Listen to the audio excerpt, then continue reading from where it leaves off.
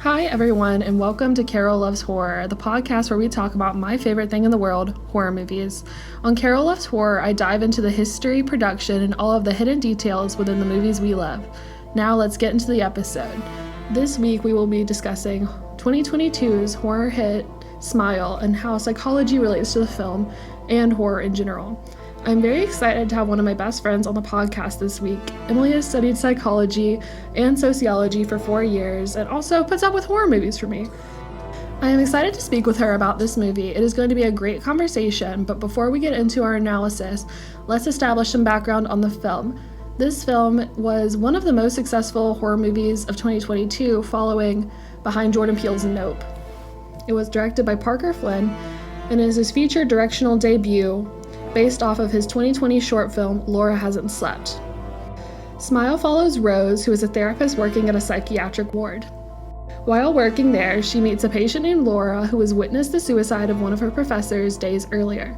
Laura claims that an entity is taking the form of smiling people and stalking her, and telling her she is going to die, which ultimately culminates in her traumatic suicide. After this, Rose begins to become paranoid and see hallucinations similar to what Laura describes to her. She decides to investigate these suicides and finds a chain of horrific suicides one after another, with witnesses who later commit in a similar fashion. She ultimately learns that it is an entity who feeds off of trauma of others as she tries to find a way to not fall prey to it. And now I am excited to welcome Emily to the podcast. Emily, I'm so glad you can join me this week. Thank you so much for having me. I'm really excited to be here. Yeah, I'm glad that you're excited. So, I'm curious to know, did you have any preconceived notions of the film before watching it? What did you expect from it? Did you expect what ended up happening? Absolutely not. Okay, good. Me neither. I was fully expecting, based on all the advertising for the movie and the way they did like the publicity for it, that it was going to be almost cheesy, like a cheesy slasher horror film. A bunch of people die, there's a weird pattern, and then boom, the end. But it ended up being so much deeper than that, and I really appreciate the psychological perspective that the movie gave. Yeah, same. I totally did not expect this at all. Based off of the marketing where they had, people go into the stands of sporting events and just creepily smile behind home plate. I was like, wow, this is going to be some hokey movie, kind of like, I don't think you know this movie, but The Bye Bye Man, basically a movie that kids like in middle school or high school watch at a sleepover to be like, ooh, edgy, scary movie. And we definitely didn't get that with this film. So definitely a surprise of how deep it was. It was definitely also, I think, scarier than I expected, but I don't know Absolutely. I watched it in the theater with like barely anybody, so that probably didn't help. No, you were brave for that. I was expecting it to have like more comedy, like subtle comedy aspects, such as like Terrifier movies, like with the main villain like having like those little quirks. But this went in a completely different direction than I expected. But it honestly, like, it's a good thing. Yeah, for sure. And I think, this year has had some very successful, original horror and new franchises. And I think that's great because I feel like in the 2010s, we mostly got established franchises and things that, we'd already knew. So I'm really excited with the kind of reemergence of like, original horror coming back into huge popularity. And especially because Paramount Pictures, who made this movie, didn't expect this movie to like do as well as it did. It was originally supposed to be released on a Paramount Plus, their streaming service. No theater release, any of that. And it only had a budget of $17 million, but the test screenings were so successful that they decided to give it a theater release, and it grossed $22 million in its opening weekend. So it literally recouped its budget in a week. That's amazing. What were your general thoughts of this movie? Generally, I was taken aback by how, not triggering, but how deep and very, somewhat concerning the main themes of the movie are. I do think it's important that viewers have a trigger warning before watching because it does deal with serious aspects such as, suicide, depression, trauma, and it's more than just, a slasher, gory, horror movie. It has more psychological aspects, which makes the viewer think more. And it honestly made me deep into my own trauma, and not in a bad way either. It was just kind of it makes you think. And I wasn't expecting to have to do that, But after the movie ended, I was like more just reflective about the entire thing. Yeah, for sure. I definitely, the same kind of thing. I usually watch horror movies that are fun, campy. I don't, watch a lot of movies that make me use my brain lately. So that was, a little more than I expected. And I definitely agree with you about, like, there needs to be better warnings for this movie because there really weren't any going into it that I at least ever saw. So I definitely think that's something that should have been more aware of, especially with, the graphic depictions of self-harm and things like that in this movie. And just, commentary on mental health in general, I feel like. So kind of following that, as someone who has studied psychology, sociology, what are your thoughts on the mental health representation in this film? I think that the movie accurately displayed like the trauma that can be passed on to other people. They did it in a very creative visual way, obviously, but almost like it's a pattern of like trauma having, repeating itself and passing on to other people. Almost people having like vicarious trauma through other people. And it kind of shows that, depression is very hidden. It's hidden behind a fake plastered smile. And I like that the movie kind of made the smile into like the creepy aspect because they make it almost seem like the mask is the scariest part, which honestly it is. I think that having, the main characters like follow this pattern of like people, unfortunately committing suicide and then like the pattern just repeats itself for all the ones who are to view the people killing themselves and having it repeat just kind of it's metaphorical in a way for how like depression actually is in real life. And of course it's like film and the film industry doesn't always depict mental health in the best ways. And obviously a horror movie is probably not the best outlet to depict like serious things such as, suicide, trauma, all that. But I do think metaphorically it was pretty accurate. Okay, I'm glad to see that you agree with that and you think it's accurate because that's what I thought. But since I don't have a lot of experience, obviously I wasn't 100% certain that that was an accurate reflection. So it's very interesting hearing your perspective on that. And it's interesting. Horror in general addresses deeper topics in such a unique way. I feel like because not a lot of the horror movies we watch, but there's a lot of horror movies that address things like growing up. How society views women, things like that through allegories. Like the movie that immediately comes to my mind is Ginger Snaps, which I actually haven't seen. I should do that. But it basically addresses like growing up and coming of age as a woman in society through like her being a werewolf stuff. So it's just interesting how horror can kind of tell these stories in a way that is so unconventional, but also more accessible, I feel like, in a way to people who are less receptive to topics like this. Exactly. It's almost like horror and like the entire like horror thriller genre gives viewers a chance to like pretty much assess their trauma and almost like trick them into watching a movie to assess their trauma, which sounds bad, but it's like also fostering a conversation. Yeah, and I think that is important, especially because you never know what people are going through, like friends, family, whatever. You never know what other people are struggling with, and I think that shows in this movie through characters like Rose, who, on the outside seem to have it together and are, working really hard and seem like they've processed through their trauma, and they just haven't. They've instead tamped it down and are hiding it, and that only lasts so long, and I think that's very allegorically reflected through this entity that we see in this movie. Absolutely, especially with her like going to her childhood home and like all of the, metaphorical trauma like being personified and completely just taking over. It ends up just becoming way too much and, unfortunately the pattern repeats itself in the unfortunate death of her. But I do think it, was very deep in the essence that it showed the childhood trauma, how it's buried so deep, and then the moment you revisit it, it just like all comes back to you at once. Yeah, that was definitely very interesting for me to kind of see and learn about because, I did not have any experience remotely like that. So it was very interesting to see how, trauma from so long ago can still linger with you so long. Like I know, like, you know that, but it's like, it's different actually seeing it represented on screen. And you kind of alluded to the ending a little bit, so I was wondering your thoughts on the ending and overall what it means regarding the themes of this movie, that she doesn't overcome her trauma and eventually does fall victim. So I would say that the ending, although very unfortunate and very sad, it's realistic, and I appreciate the movie for ending the way it did. I think it just goes to show that, depression is very serious, and it is a pattern that a lot of people have and fight, behind closed doors, behind a mask, which, I appreciate the movie doing with like the smile, the creepy smile. It's kind of like the mask for your trauma, mask for depression. And I think that ultimately her not being able to defeat the trauma or defeat like her demons is unfortunately the case for a lot of people.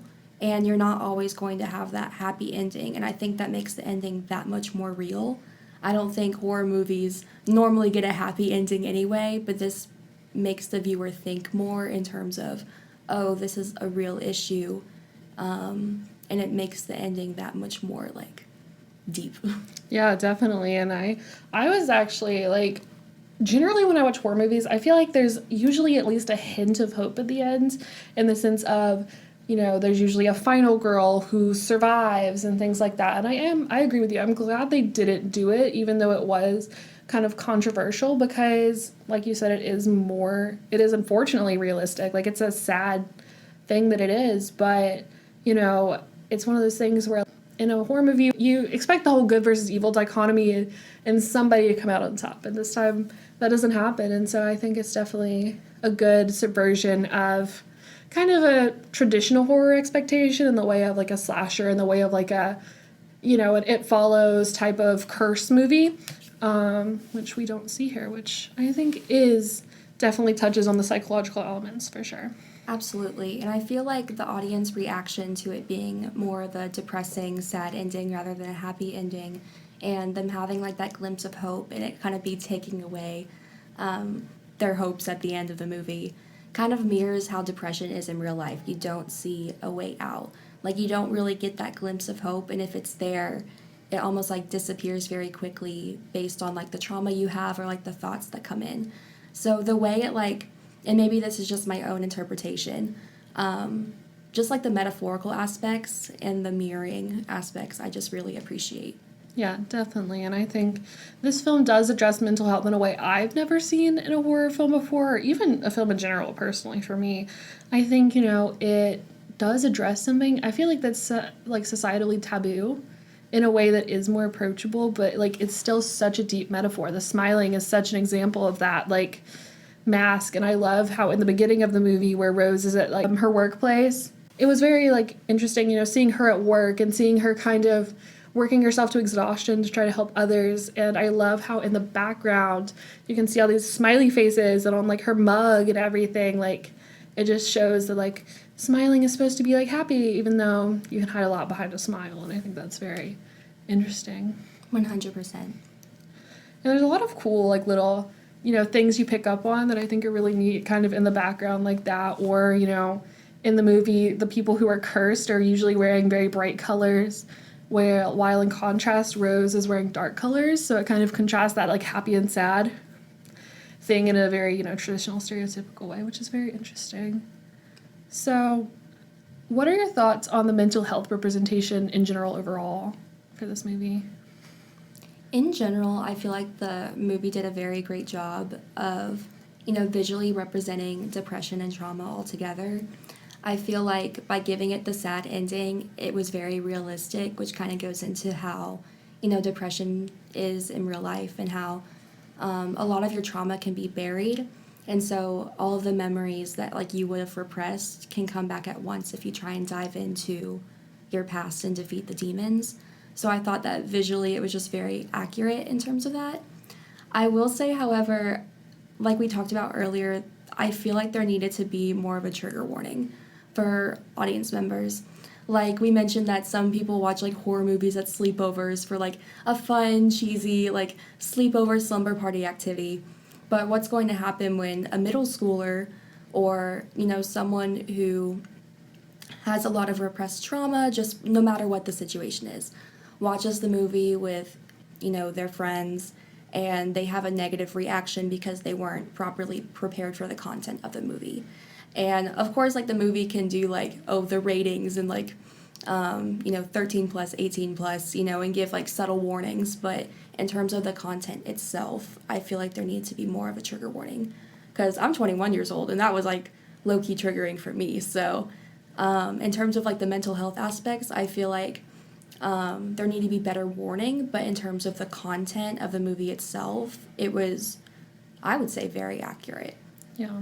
No, definitely. And I feel like, especially with how the movie was advertised, there's no, like, clue to that being the case. So, yeah, I definitely wish there was, like, at least, I don't know, in a trailer or maybe the beginning of the movie, something that gives audience members a clue, because, you know, definitely there is very graphic scenes and things that are more intense, especially for younger audience members. It's interesting that you bring that up as well, because, you know, this is a very intense movie, and it's not for the faint of heart. It's not advertised that way, which is interesting. Like, definitely something like this would be a lot more triggering than something that's seen as, like, one of the scariest horror movies ever, and, like, something that's super gory, like Terrifier 2 that also came out this year that, you know, people were saying is making people throw up and pass out and all this other hoopla.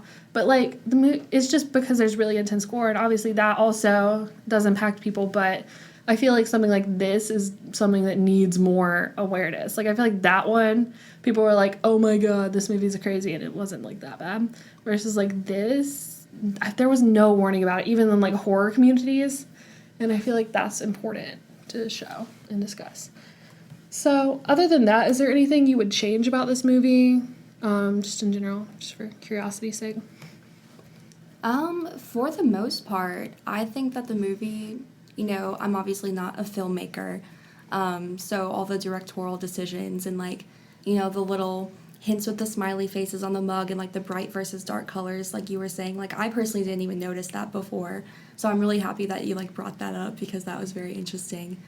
In terms of changing anything, I don't think I'm at liberty to have that opinion, but if I were to do anything, I guess, yeah, I can't think of anything.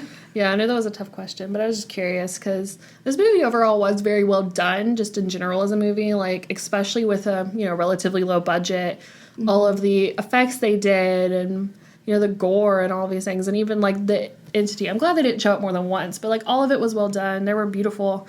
I loved, like, the panning shots they did of the city in this movie. Like, it was overall a really great, well done movie, and, yeah.